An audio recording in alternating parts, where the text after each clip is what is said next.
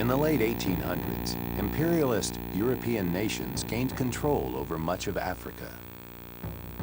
Imperialism is the domination of one country's political, economic, or cultural life by another.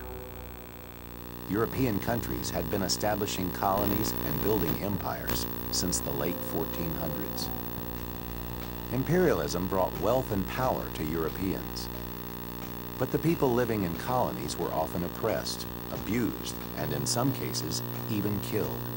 In 40 years, Europe gobbled up virtually all of Africa south of the Sahara. It happened with tremendous speed, with tremendous brutality.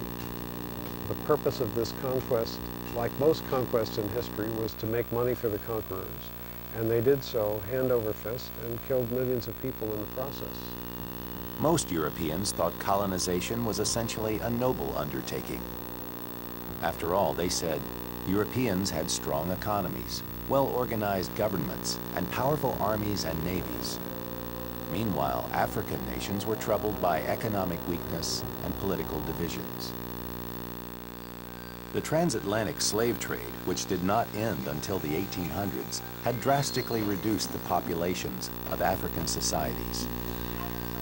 The slave trade had also contributed to intertribal warfare. European power was fueled by the technology of the Industrial Revolution. New weapons and steam-powered locomotives and ships gave Europeans the ability to move quickly and fight wars with brutal efficiency. European manufacturers wanted access to natural resources such as rubber and petroleum. African colonies could also serve as vital ports for European merchant and naval ships. European missionaries urged Africans to give up their traditional beliefs and accept Western ways and religion. Missionaries opened hospitals and schools throughout the colonies. Sometimes they also furthered the political and economic goals of imperialist nations. Many Europeans exploited and oppressed native Africans. Some of the worst oppression occurred in the Congo. King Leopold and other wealthy Belgians exploited the land and people of the Congo. African laborers were forced to harvest ivory and rubber. Conditions were so horrible that the populations of some areas declined drastically. Belgian exploitation of the Congo set off a scramble for colonies. Britain, France, and Germany rushed to make claims in the region. But Joseph Conrad, a British seaman, witnessed the horrors of imperialism in Africa and was moved to write a novel about the dark side of imperialism.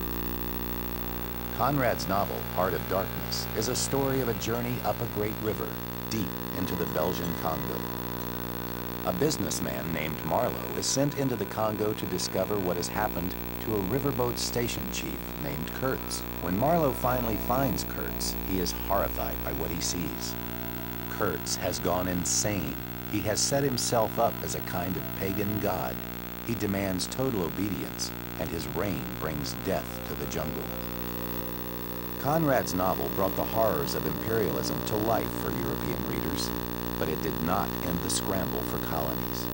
By the early 1900s, only Liberia and Ethiopia had resisted European colonization. For the rest of Africa, there lay ahead a long and difficult struggle for independence. In the late 1800s, European countries looked to Africa to fill their economic need for A. Natural resources and laborers, B. Manufactured goods and weapons, C. Soldiers and factory workers, D. Fishing grounds and fertile farmland. Why did Joseph Conrad write the novel Heart of Darkness? A. To encourage the scramble for colonies. B. To discuss the horrors of the transatlantic slave trade. C. To expose the evils of imperialism in the Congo. D. To explain the technological advancements of the Industrial Revolution. Why were European countries able to dominate so much of Africa in the late 1800s?